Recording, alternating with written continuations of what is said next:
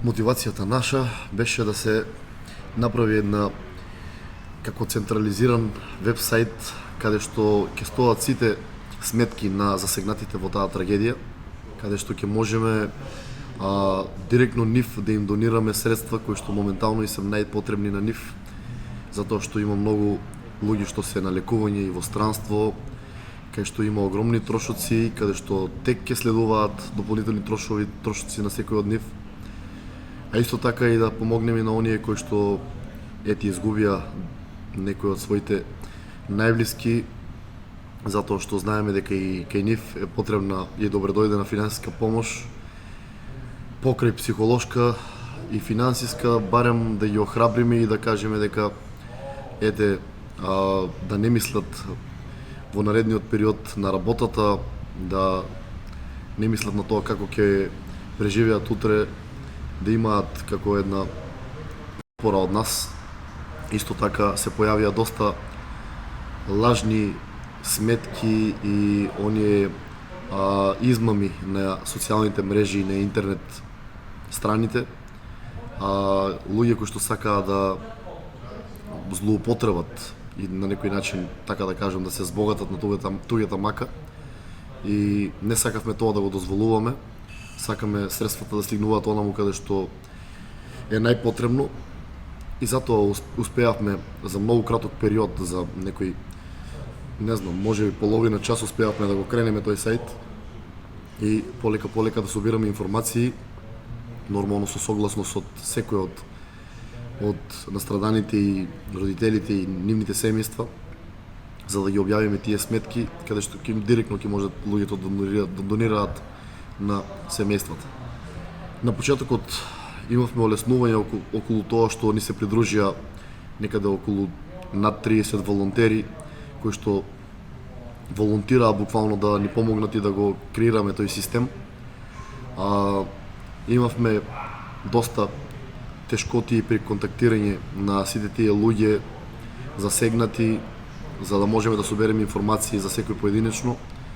Исто така морам да кажам дека ние сме транспарентни и дека на сајтот буквално транспарентно се прикажуваат средствата кои се собрани за секој од фамилиите. Тие податци се нерелевантни. Ние не сме релевантни заради тоа што ние немаме пристап до нивните сметки, но имаме систем каде што луѓето кои што донираат доброволно си прикачуваат слики од уплатница или од принт скрин од телефоните каде што донираат, каде што ние можеме после тие уплатници и слики да ги процесираме и да ги додаваме на нашиот сајт. Најпрво имавме голема поддршка од цела јавност, имавме и поддршка од владата, како еден хуман гест кој што го направивме ние, да помогнеме пред се. Нормално имаше тука и доста критики и негативни коментари, но мислам дека нас тоа не би требало да не засега.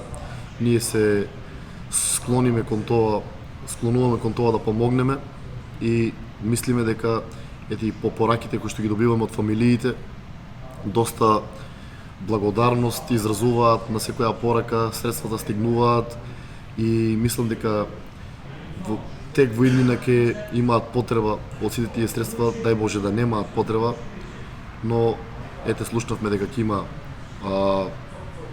можности околу трансплантации, околу некои операции, и свесни сме дека тоа ќе подлежи на големи трошкови.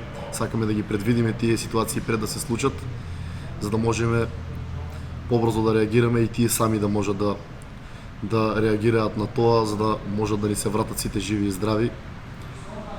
И кај оние кои што изгубија, да можеме и тамо да помогнеме. Секоја помош е добредојдена. Ние веќе поставивме и девизни сметки за секој од настраданите, за да можат и тие кои се на страна да донираат.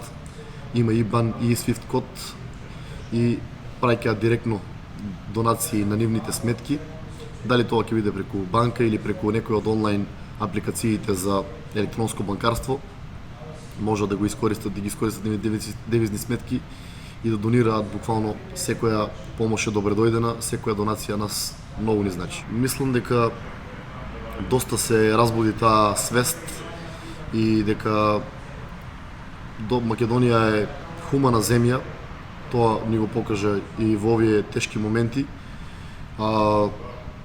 Буквално гледаме дека се организираат луѓе и укажуваат помош и дека има доста организации и доста поединци кои што сакаат да помогнат, донираат, се создава тоа насекаде, тоа така се создаде и кај нас и мислам дека и доста брзо изреагира и владата околу тоа со транспортирање на децата во земјите низ Европа за лекување.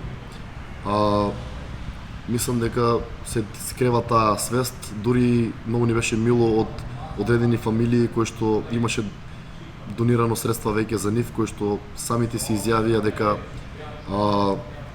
собрале доволно од средствата и дека тие се во подобра состојба, дека брзо ќе се вратат дома на домашно лекување и дека средствата кои што ги собрале ќе бидат, дека тие доброволно сакаат да ги споделат на оние кои што имаат помалку собрани средства и на оние кои што најмногу и требаат.